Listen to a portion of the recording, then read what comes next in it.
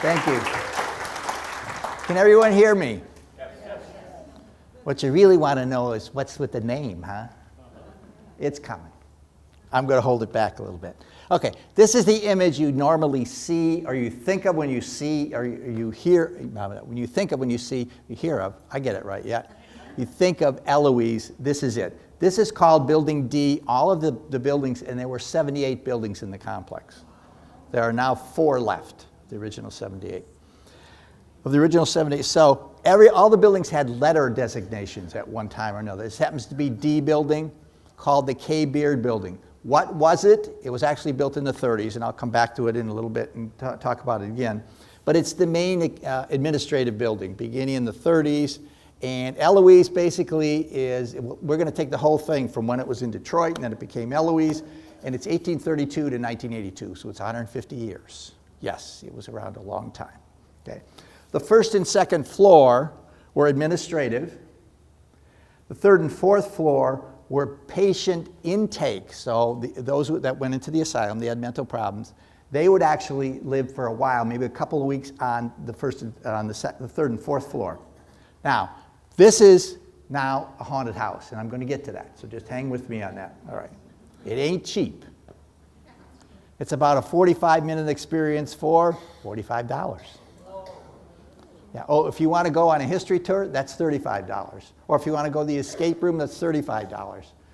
You missed a big one. Back in April, for only $150, you could stay overnight from 7 p.m. to 7 a.m.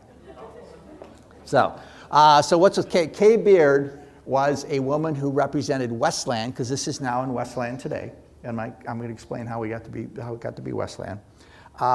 She was the representative on the Wayne County Board of Commissioners that runs Wayne County for 30 years, from 1978 to 2008. So they named the building after her, the K. Beard Building. Now, title of the talk, Eloise, Poorhouse and Asylum. Poorhouse, you've got to remember that, and I'm going to go into some detail on that. This picture, again, you can see the Eloise sign. See it over the top there, Eloise sign. Again, D building. If you're a car person, the car directly straight ahead is a 1933 Lincoln with a custom coach builder's body on it, if you're a car person. Just a corner of a car to the very right is a Model A, which was built by Ford from 1927 to 1931. So, this is the Eloise complex looking west. So, there's Michigan Avenue basically down the center. It is a divided one. And the building where it says D building, where the red line is, that is the D building that still exists today. The smokestack actually has Eloise on it. We're going to see a slide of that later on that actually has what, the word Eloise is actually in letters right on the smokestack. And that was around until in the early 2000s.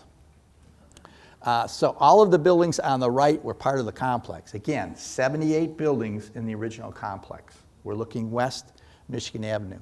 In the center, sort of here, that is actually a lake that artificial lake that they created. I'm going to talk about that in a little bit. On the left here are other buildings that they had that were part of the complex at certain times, but not others. There's also a cemetery over here, and I'm going to talk about that in a little more detail. Up in the top, right in the center, that looks like 2 tanks. I don't know if they're water tanks or what exactly they are. One of them is still there today, but this picture was taken in the 60s. So we're going to be coming back to that. So it was many things. It was a poorhouse, meaning the poor. You're poor, you don't have a lot of money, you can't afford to pay for any place to live, and you don't have any food, you go into the poorhouse. This was very common at the time. The poor, the indigent, in other words, you had nothing, you would live in there. The homeless, there were no homeless around then. They would have been put in the poorhouse. The blind, the crippled, the disabled. Most of the time, Eloise, in its history from the 1830s to the 1980s, most of the time, I'll be pointing out in more detail later, more people were in the poorhouse than were in the asylum. So you got 2 things going on at the same time. And we're going to find out initially they were both together. Poorhouse people and the insane were both together.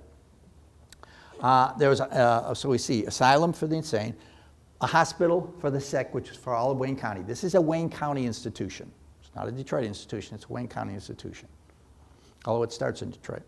It was also a TB sanatorium for a period of time. I'm going to talk about that, tuberculosis. At this point, and early on, around basically 1900 TB, if you got diagnosed with TB before 1900, you had 3 years to live. That's it. You were done after that. And I'm going to talk about that in more detail. Famous people who died of it, we'll be surprised to find that out. So, this is the first of Wayne County Poorhouse. It was where we know today as Gratiot and Mount Elliott. That was Hamtramck Township. All right, think of Detroit. Detroit's very much an east-west town. I don't know if I grew up in Detroit, many of you may have, but generally, if we know any history, Detroit is an east-west town split by Woodward, who was Michigan at one point, before it was a state, it was called a territory.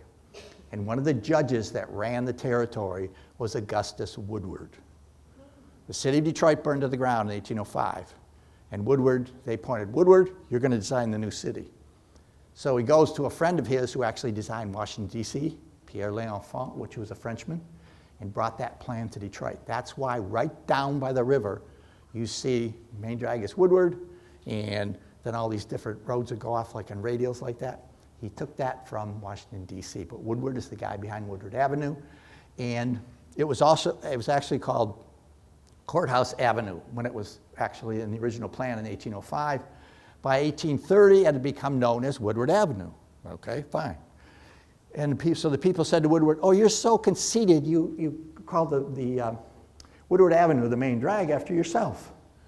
And Woodward said, no, it goes Woodward, therefore it goes to the woods. It goes Woodward. Yeah. You didn't laugh either, I understand. When I used to give my class, though, that was the joke that ended the talk. So they're very happy with that part. So, Hamtramck Township, where does that come from? Detroit is founded by the French in 1701. The British take over in 1760 because they won a thing called the French and Indian War. And then in 1796, the Americans take over. If you want the details, ask me in the question part. And who's the guy that commands the troops walking in the door? John Francis Hamtramck. Yes. So the east side of Detroit, literally in the 1870s especially, is Woodward is the center, 8 Mile and the river, okay? Alter Road on the east side, all that in between, which is the east side of Detroit today, was called Hamtramck Township. So that's where it got its name from John Francis Hamtramck, who leads the troops in the door in 1796. Lives here for about 7 years and dies and is actually buried in Mount Elliott Cemetery today. In 1832, so I said the Poorhouse starts in 1830, but in 1832, that's when it is actually created in another building. This one is beginning about 1832. 1832 and 1834, there was a cholera epidemic in Detroit. Killed 1,000 people, leaving a lot of orphans. And so there were adults and orphans that were actually in the poorhouse as the 1830s grind along. By 1838, they say, we need a bigger building. Let's get a bigger building. So they go out to what we know as Westland today, and they purchase 180 acres for $800, plus this cabin. It was called the Black Horse Tavern because it was a stagecoach stop between Detroit and Ypsilanti. Somebody wants to know Ypsilanti, remember that for the question. I'll explain about that too. I won't go into it now though. So Nankin Township. It was in Nankin Township. Now we know it as Westland. So where does the Nankin name come from? Here's the story. What happens is before 1820, basically China is closed to the West. They didn't want the West involved in their operation. They kept everybody out from the West. But it opens up in the 1820s, so everybody in the U.S. is interested in Chinese things. Isn't that cool? Okay, let's name something after a Chinese thing. How about if we name the township, which is actually drawn up in the 1820s, how about if we name it after Nanking, drop the G, and it's Nankin Township. That's how it got its name. Yeah. So, there was actually 2 cabins, you can see split between there. And what happens is they add a building, the one on the right, for the poorhouse. And it was to house inmates of the poorhouse, quote, vagrants, vagabonds, drunkards, pilferers, brawlers, feeble-minded, and insane. In the basement, there were 2 cells for drunks, or the unruly or crazies. The building on the left was the tavern building. That was the keeper's house. And then the building on the right is the where the inmates were. Again, insane and poorhouse together. They're living together, about 100 people in there. The farm is there because they're going to raise their own food. Make them work for it. They can do that. In 1839, only 35 of the 150 or so people went out to Eloise. Why? Because it was about 111 said, no, I'm not going out there. That's an awful wilderness. They don't tell you what happened to the 111, but the 35 went out to the poorhouse. First inmate is Bridget Biddy Hughes. Born in 1813, she was the first person who was declared insane and taken into the Wayne County Poorhouse. Committed in 1841. She was about 28 at the time. Considered harmless, never actually was put in with the insane people. Again, a good part of the time we're going to find that they were mixed together. She lives to be 82 and dies at Eloise in 1895. So she spent 54 years of her life in Eloise. So the old poorhouse, the county house. So what happens is that building that we saw is actually torn down. And they build this building here. And they still have the people together. It's a new name for the poorhouse, has now become the county house. So I'm going to call it the county house from now on. That, again, is the poor people are there. The insane people are going to be in separate buildings shortly after this. By 1867, this county house is so full, they realize they have to build a new building for the insane. And that's what this is.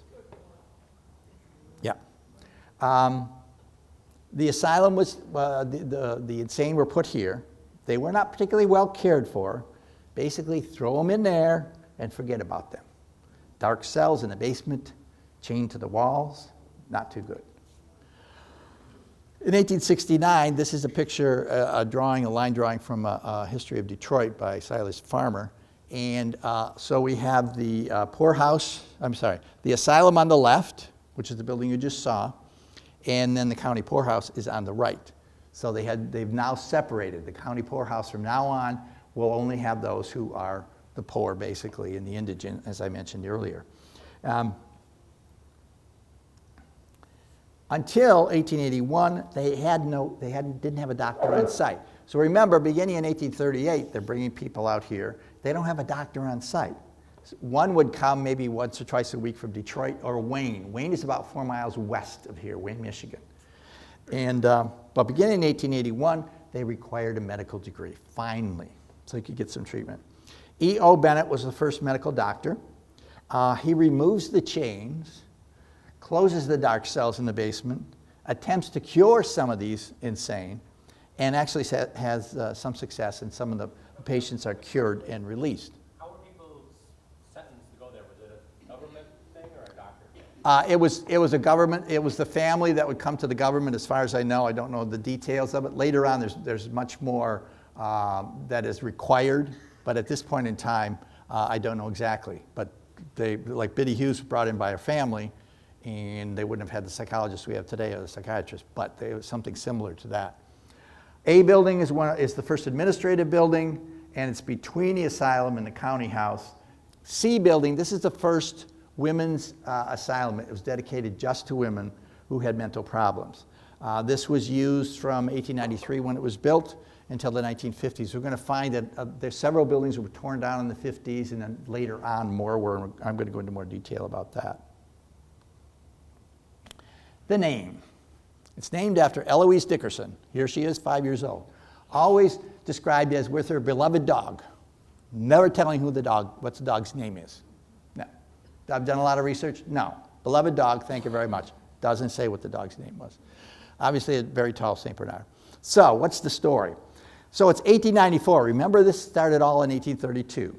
So 1894 rolls around. The population in both the county house and the asylum together makes 750 people. So they're getting mail. And if you're in the county house, you're not insane, you don't have any problems, you can write to people. So they start to write out. So they need a post office. Okay. So what's the rules for? So they apply to the U.S. Postal Service, and the Postal Service says, okay, this is the way it goes. It has to be one word, not used anywhere in the United States. Okay, fine. So they submit some names to the Postal Service, and they're turned down. The head of the board, his name is Freeman Dickerson. It's her father, who happens to be the head postmaster in Detroit. Yes, total coincidence. He's running, so there was a board of the poor, basically, is what it was called, and they would run the asylum and the county house. And so he was technically the head of that board, but in fact was also the postmaster in Detroit. So what happens is the board, without Freeman knowing anything about it, without her father knowing it, they submit the Eloise name to the post office. And the post office says, deal, we'll take it. And in July of 1894, it becomes the name of the post office. Not originally the name, but it just becomes the general name. At one point, it's called the Wayne County Poorhouse and Asylum at Eloise. Well, in fact, Eloise is the name that is stuck with most people, obviously. She grows up to get married to a man named Harlow Dabach, so her last name was Dabach. When she was married, had a son, eventually dies in 1982 at the age of 93. So that's how they got the name. Now, mental health treatment in really the United States, but in Michigan too, is in the 1840s, they were chained and abused. In the 1880s, it was solitary and no one got better really.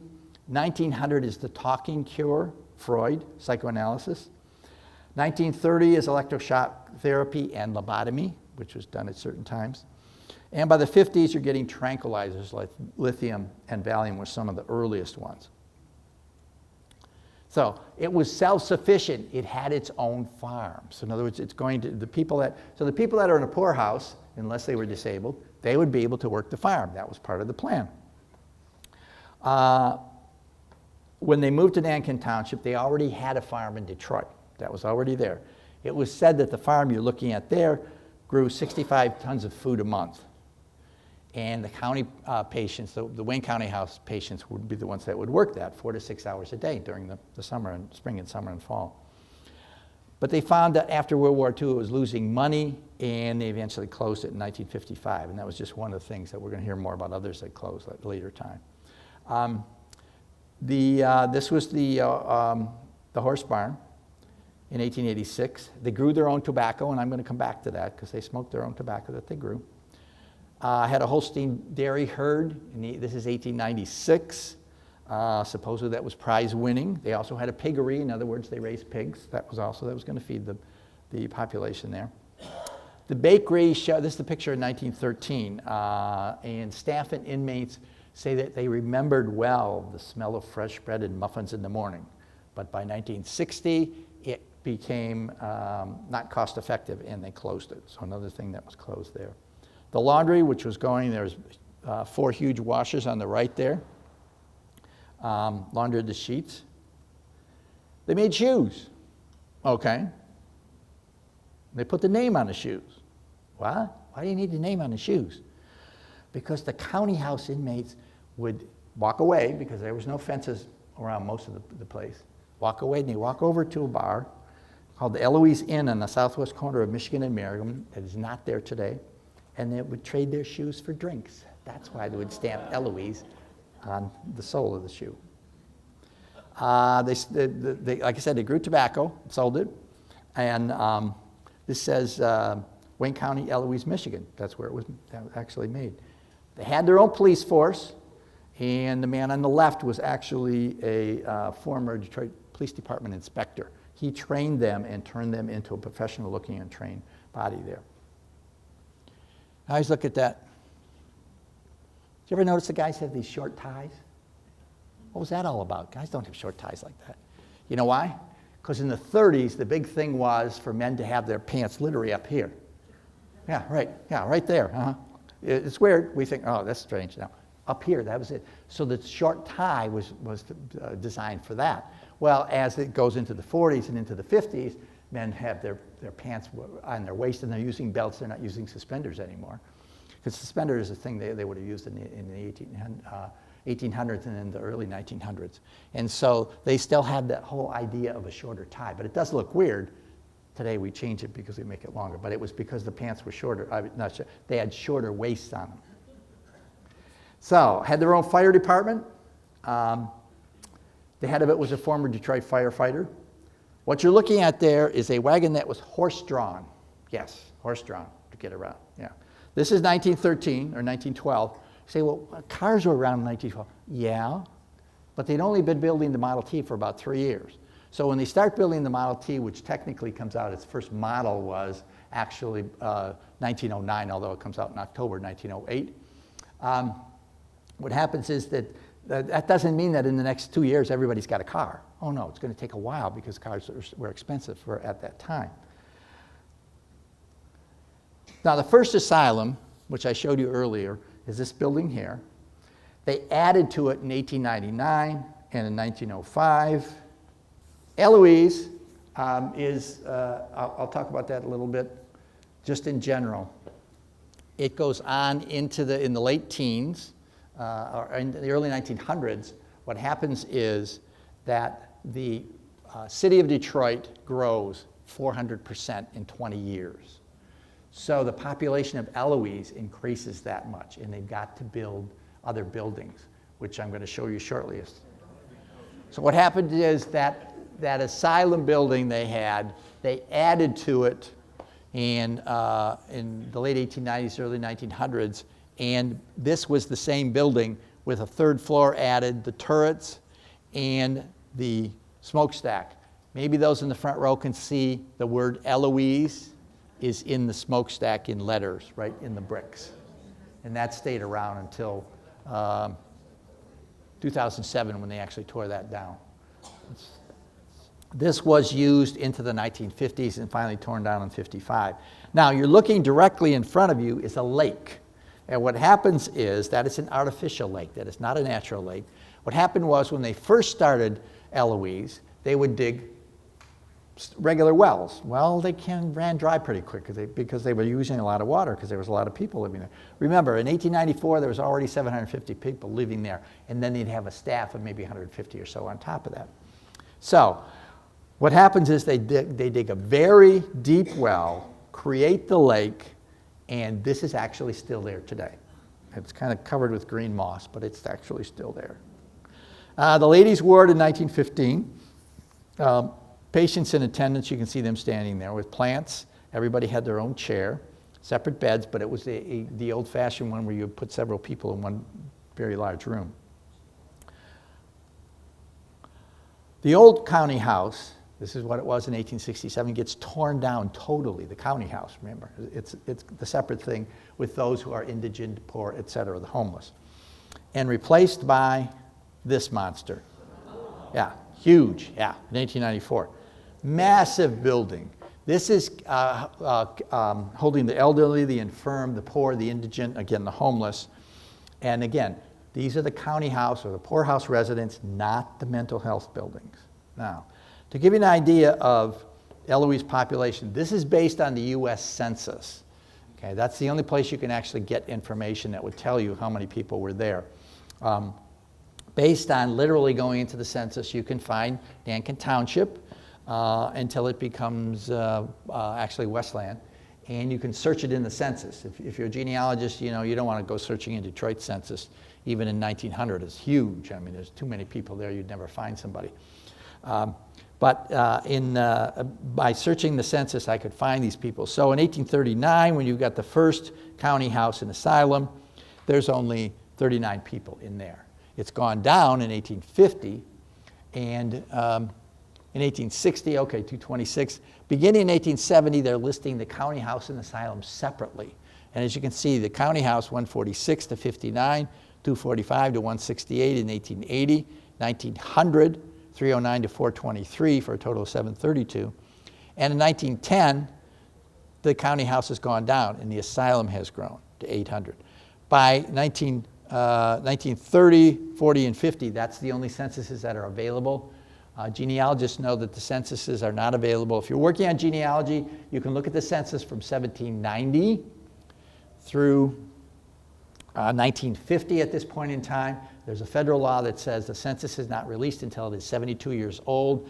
That law was passed in the 60s, and it was designed to say, well, okay, people would have died back then by the time they were 72 years old, but in fact, they're living a lot longer now. but the 1960 census will then be available in 2032. So you can't look at the census, even yourself. But you see in 1950, there was almost 8,000 people in actually the total operation at the time. If you want to find out, because people will come to me, well, how can I find out if my relative was there? This is the only way to look. You can, again, find them in the census. So if you look in the 1920 census, you will be able to find the county house eventually. Look up their name, and their name will be listed right there if they're anywhere in the census in 1950 in the United States. And the best thing to do it with is Ancestry. And if you say, well, Ancestry costs a lot of money, yeah, like $30 a month. But Ancestry gives you 2 weeks free at the beginning. That's the time to get in, do what you can. If you're really interested, you can stick with it, but otherwise you can back out. Yeah. Use it at the library. Yeah, use it at the library, definitely. Yeah. FamilySearch.org is for Mormons, and it's free. Yeah, Family Search, those two. So I don't know if Family Search has access to, only in the sense that the different birth and death records that Ancestry has. I'm not sure about that. All of their microfilms of all the records Yeah. all over the world that now online All have right. the censuses as well. Okay, good. All right, in the 1920s, as I said, Detroit grows dramatically, grows 400% in 20 years between 1900 and 1920. So as a result, the increase in mental patients is the same. These 5 buildings were built in the 1920s, basically, to house the mental patients. And they were letter designations. I won't give them to you because they're not important. All the buildings at Eloise had letter designations, as I said, but this was on the northeast corner of Michigan and Merriman, so this is what it actually looked like. Those buildings right there in front of you were basically in a U, and they were all the mental buildings. And so the road going from the center kind of up to the left here is Merriman, and Michigan Avenue is the one at the very bottom there. So those are all the mental buildings. They were all vacated by 1973, and we're going to talk about why in a short bit, and raised in the 1980s after Eloise actually closes in 1982, and I'll come back to that, so you don't have to remember that. Now, that big monster building that I showed you, where the Poorhouse, which was the county house with all the indigent, the poor, the homeless, etc., that was torn down. That was not torn down, it was made into something else, which I'll shortly say. And what happened is they built this monster, which was called N Building. Okay, and what you're looking at here is Michigan Avenue is at the top of the screen with all those buildings. That's the actual main complex of Eloise. This N Building is further north, sitting on property further north, and this was it. It was literally 10 acres under one roof. 10,000 people could live in this building, and they did at different times. Now, 1933 is the Depression, famous Great Depression. It starts actually in 29, and people would ask me when I do my Michigan History Tech, so when did the Depression end? Well, why did it end? World War II, that's why it ended. Because there was a lot of people getting jobs, getting ready for the war, and then in the war. That's what really happened. So it starts in 29, it really doesn't end until about 1942, 43 with war providing all kinds of jobs. In 1933, 25% unemployment in the United States. Bad. Guess what? In 1933 in Detroit, it is 50. I didn't say 15. 50% unemployment in Detroit. That's how bad it was during the Depression. Meanwhile, there's 10,000 people living at Eloise. 7,400 in the county house. Remember, that's the old Poorhouse. There's a lot of people there. And there's 2,600 mental patients, so you've got the 10,000 there. So that's what it looked like. And these guys, so N Building, again, the county house. And so, N Building, pogies. What are pogies? Poor old guys in Eloise. That's what pogies are. Yeah, that's what the staff called them, pogies. Poor old guys in Eloise, and here's an example of them. They've gotten together in the morning, and this is their assignment. They're going to work in the kitchen, they're going to work in maintenance, they're going to work on the farm if the weather is good. And today, they are the homeless, what we know as the homeless. They would have been, the pogies would have been the homeless, but what we know is of homeless today.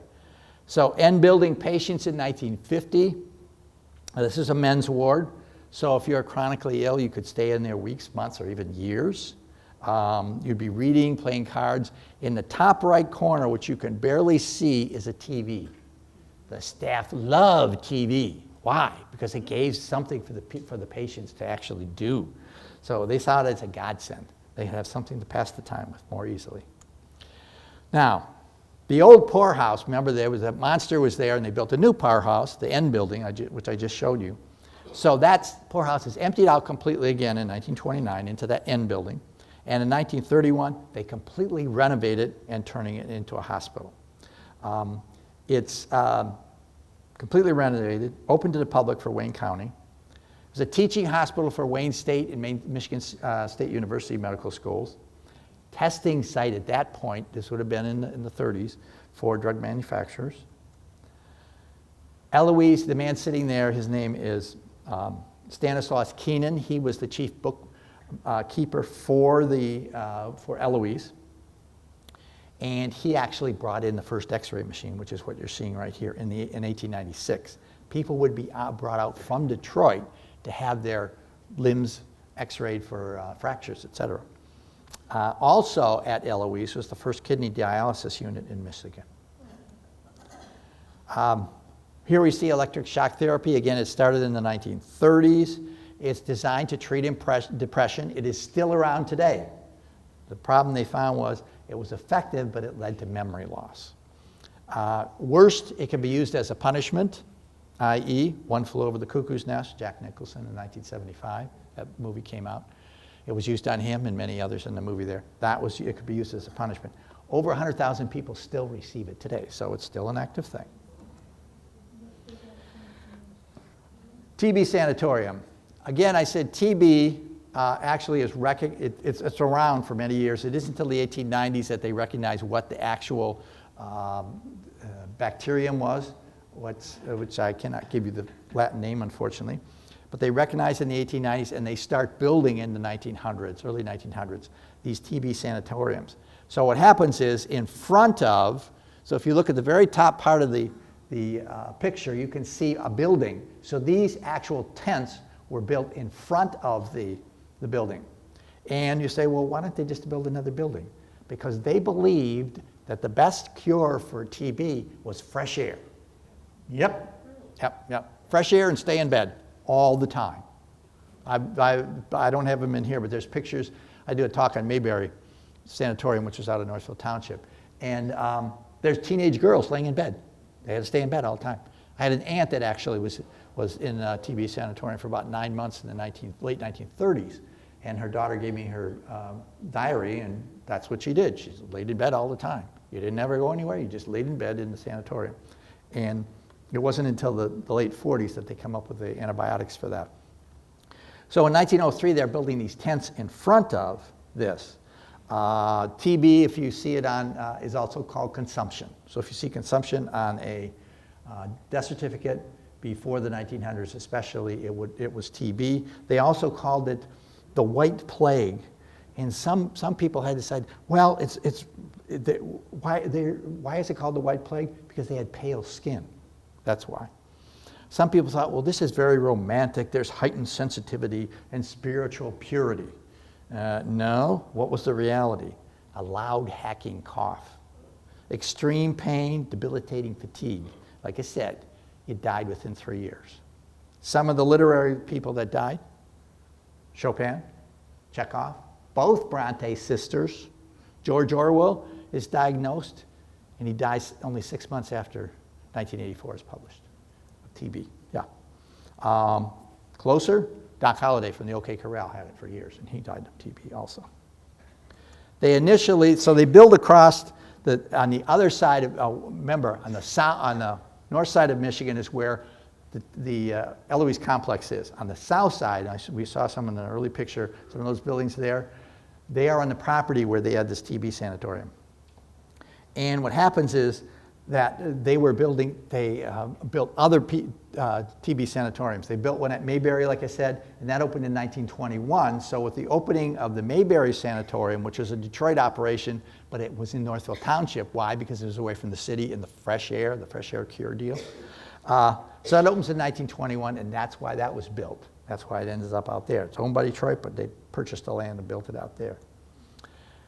Wayne County General Hospital opens in 1962, which is on the property. This is what it looked like. It replaced that hospital from 1931, that big monster that you saw. Open to all Wayne County residents. And so that was around. Also, the Walter P. Reuther Hospital. This is a psychiatric hospital built in 1974. It is still around today, operating.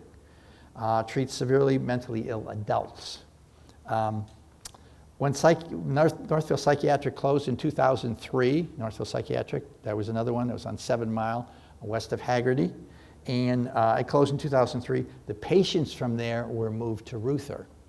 Okay, so that was standard.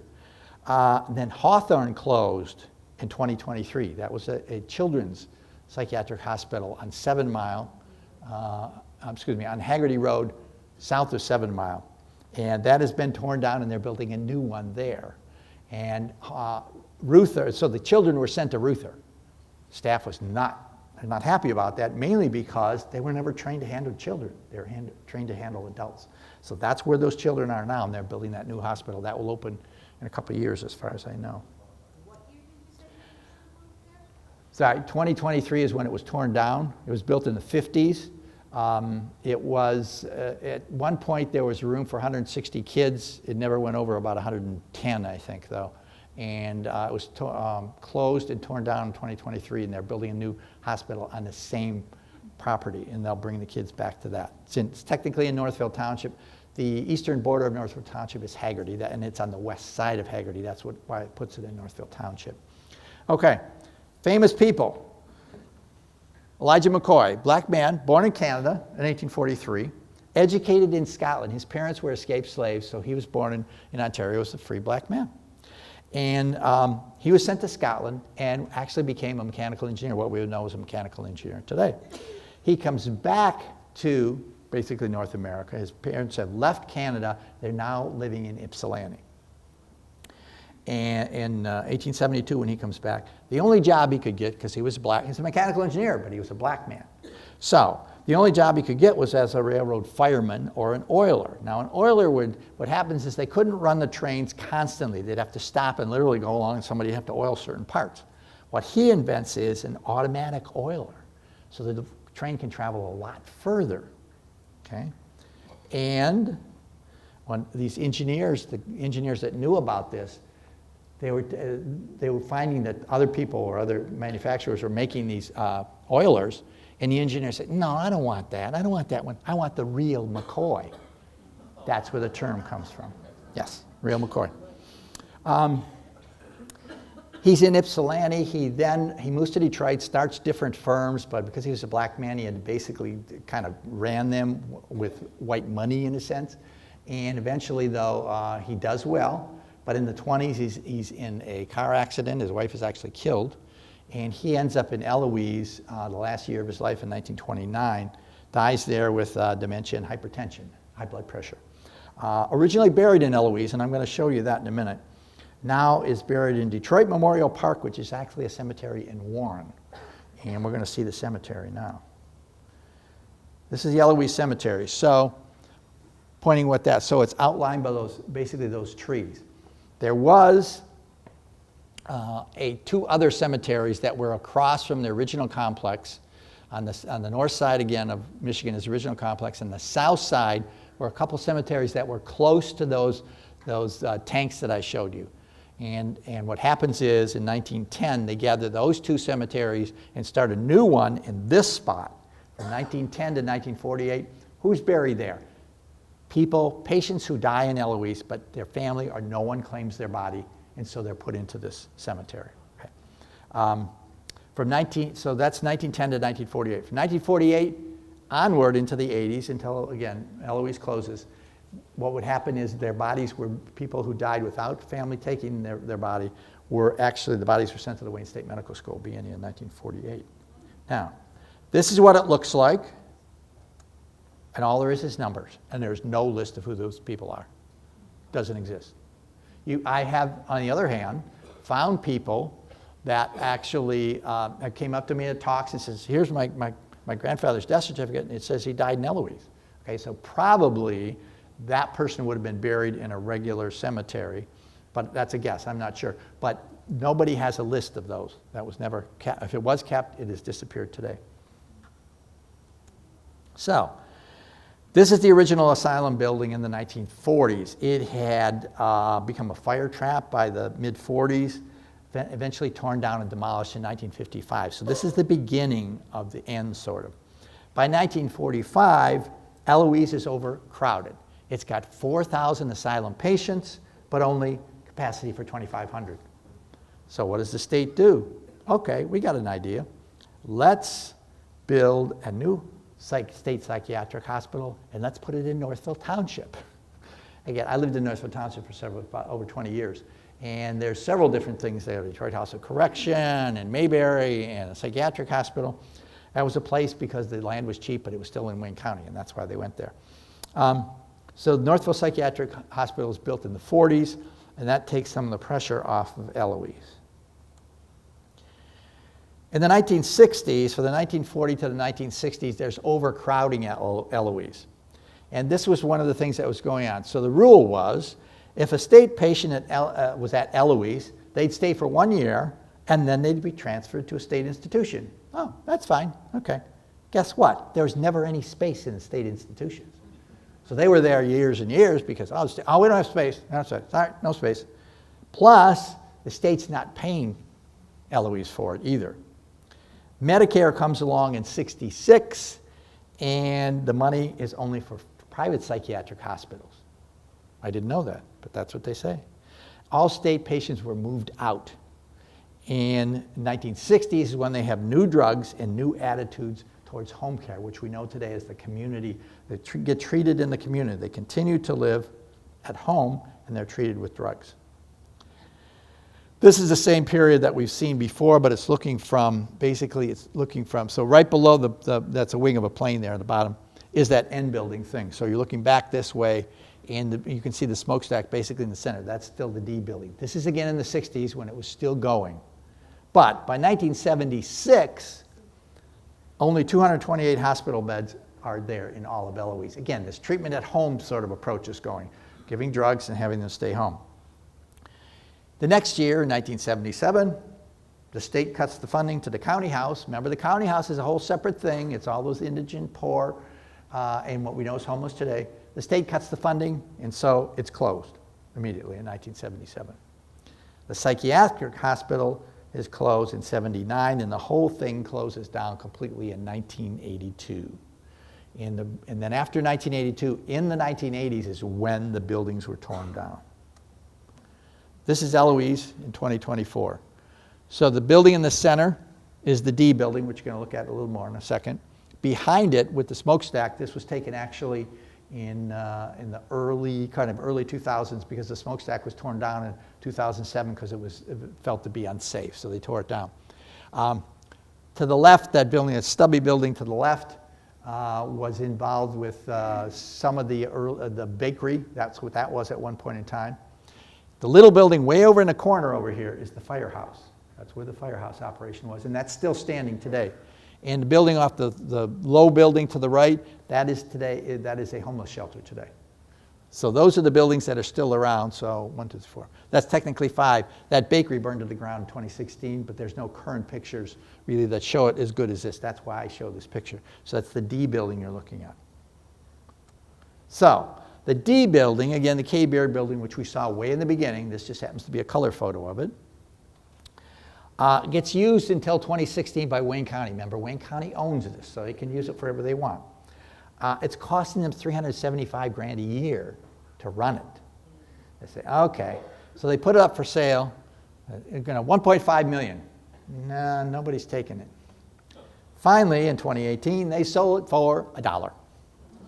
They sell it for $1 to a company called 30712 Michigan Avenue. It is the developer. 30712 is the address for Eloise. That's why the number is there.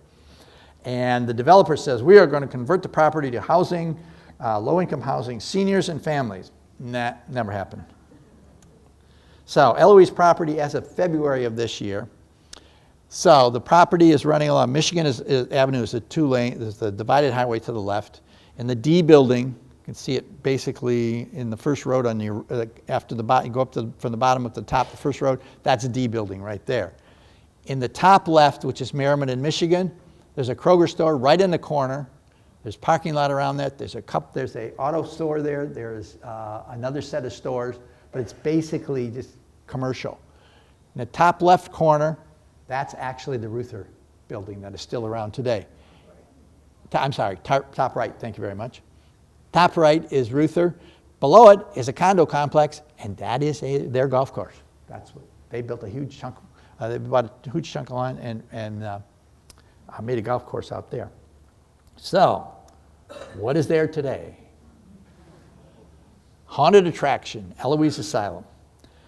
So it's only the D building. Remember, the D building only would house patients for about 2 weeks and move them on to other buildings. A lady came to one of my lectures that I did recently on this, and she said, "Yeah, I worked there." You know, they rarely had. Nobody stayed there for any long period of time. So it's administrative on the two bottom floors, and the two top were for patient intake. It's a haunted house. It opened in 2021, so it's now been going for 3 years. This is its fourth year technically. September to November. As I said, it's about $45, my understanding. And again, this lady said, "Yeah, you only get about 45 minutes for your $45. There's an escape room, which costs $35. They do paranormal investigations, and they do history tours in November and December. A portion of the proceeds goes to that homeless center that, as I mentioned, is still on the property.